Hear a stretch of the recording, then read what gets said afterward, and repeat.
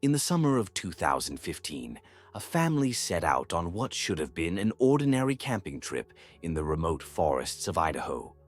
A trip to escape the stress of everyday life, to breathe in the crisp mountain air, to enjoy the peace that only nature can offer.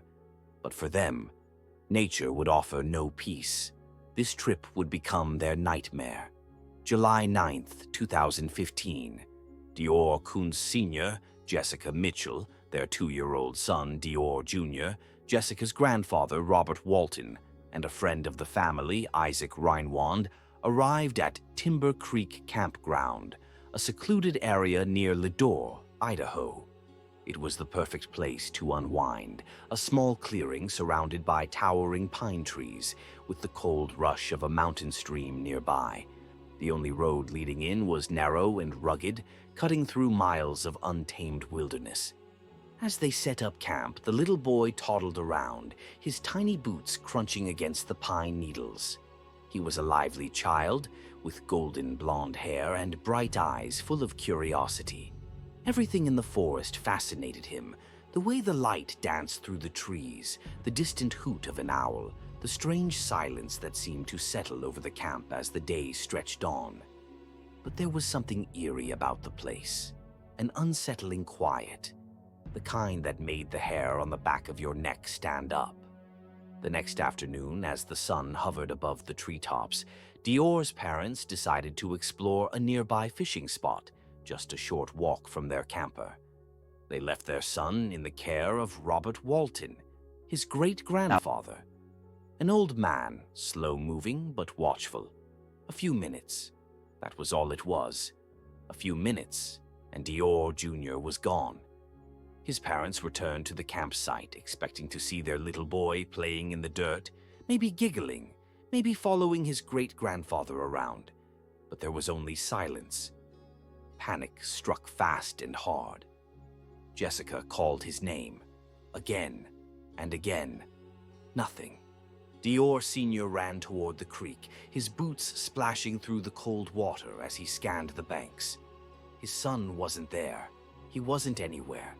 A 2-year-old couldn't just disappear. Could he? They searched for what felt like hours before finally calling for help. Soon the area was flooded with search and rescue teams, volunteers, police, helicopters circling overhead, dogs sniffing through the underbrush, divers scouring the creek. They found nothing, not a shoe, not a shred of clothing, not a single clue. It was as if DeOrr had never been there at all. The more they searched, the more unsettling the situation became.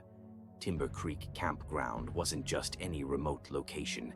It was in the middle of nowhere. Thick forest stretched for miles in every direction, the kind of place where it was easy to get lost. But for a toddler to vanish entirely, with no trace, that was something else. As the hours turned to days, and the days into weeks, theories began to form. Some believed DeOrr had been taken, abducted by a stranger lurking in the woods. But who? There had been no cars, no outsiders, no signs of anyone nearby. Others thought he had wandered too far and fallen victim to the wilderness. A hungry predator, perhaps, a mountain lion or a bear.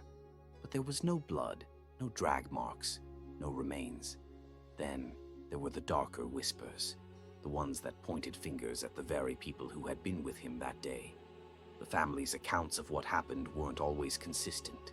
Stories shifted, details changed. Had someone in that group done something terrible? Had they hidden something? The investigation grew murkier. Suspicion clouded every interview, every recollection.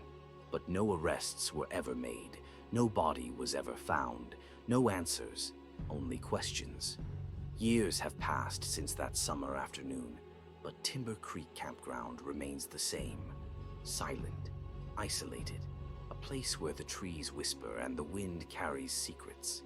Hikers still pass through from time to time. Some say they feel a presence there. Others claim they hear something in the distance. A voice, small, faint, calling for someone who will never come. And so the mystery of DeOrr Kunz Jr. remains unsolved. waiting.